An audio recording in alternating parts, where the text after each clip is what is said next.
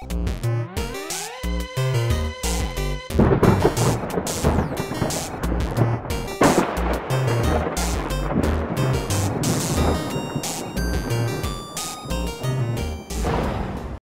off is the best graphics card for around 70 bucks. I think it's $69.99 right now. Is the Geforce 730 64-bit GDDR5. It's basically a Geforce GT 640 with more memory, and it's a great starting point for gamers on a budget. That's where I would start off if you have a budget, a really low budget.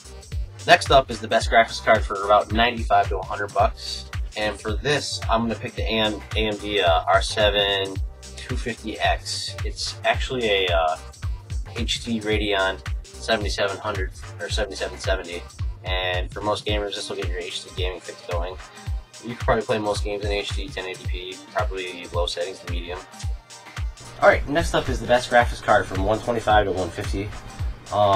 This is a hard one for me. I've grown to like both the Radeon R7 260X and NVIDIA GTX 750 Ti. The GTX is going to cost you an extra $10 to $15, and the performance is almost identical for both cards. For me, the Radeon is the better choice only because it's cheaper to buy. If you like NVIDIA, I would fork over the extra cash to get the 750 Ti just because you're an NVIDIA person. That's not that much more money. It's a lot less power to run the NVIDIA 750 Ti too, if that matters to you, if your power supply is small.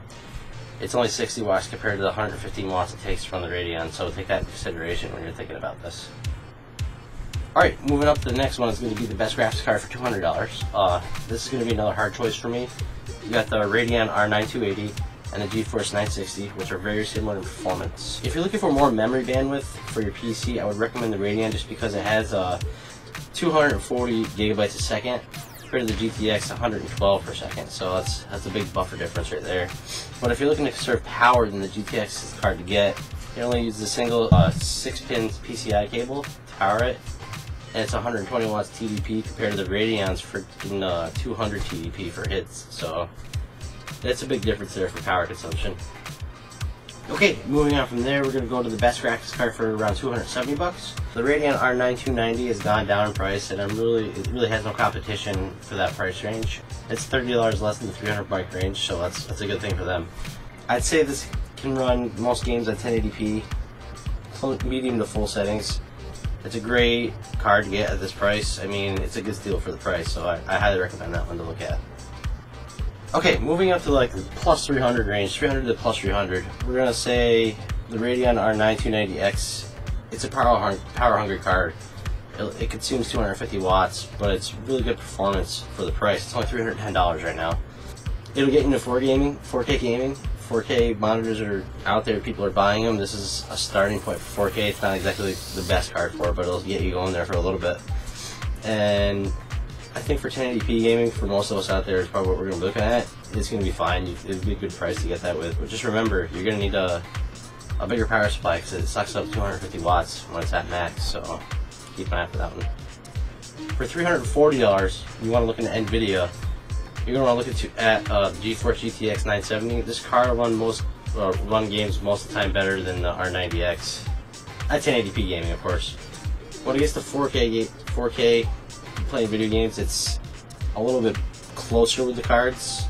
4K gaming is a lot of pressure on the graphics cards that are out at that range right now, and they can probably run at medium settings, I'd say. But if you're only looking at 1080p and you have the extra money, like I said, NVIDIA, I would go with I gotta go with NVIDIA on this one. I've been thinking about it all day. I didn't know what I was gonna pick, but NVIDIA. If you want to save $30 though, pick the Radeon. I'm sure you'll be happy with it. It's just most games on the NVIDIA work better frame rates with it. Moving up to the plus 500 below 600 range, there's a card kind of sitting in there all by itself. It's the GTX 980. This card is really impressive. It's the only single GPU. It's the single GPU that I tested that has the highest frame rates I've ever got from a single GPU. So you can't say that about any other card. It's the most impressive single GPU I've ever tested. For the money, you're going to be able to play a lot of games, man. All your 1080p is probably maxed out.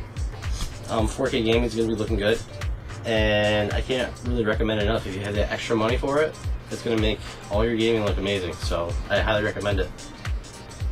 And last but not least, we're coming up to the best graphics card, $700 and up. For the price and performance, I have to pick the Radeon R9 295X2.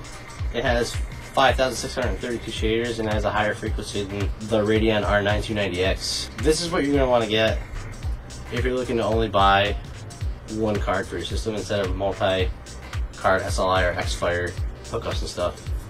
It's powerful, it's expensive, but you get a good card. It's basically 2 GPUs put together, and it really pushes your computer. So I recommend that one. Okay, here's my honorable mentions section. It's going to be for monitors, multi-monitor setups, like 3 monitors or 4K monitors even. There are a few multi-card configurations that I want to talk about. I'm just going to name them off for you. 2 Radeon R9 290X cards for $535. That's a good one. 2 Geforce Gtx 970s in SLI, or 2 Radeon R9 290Xs in X-Fire for around $655.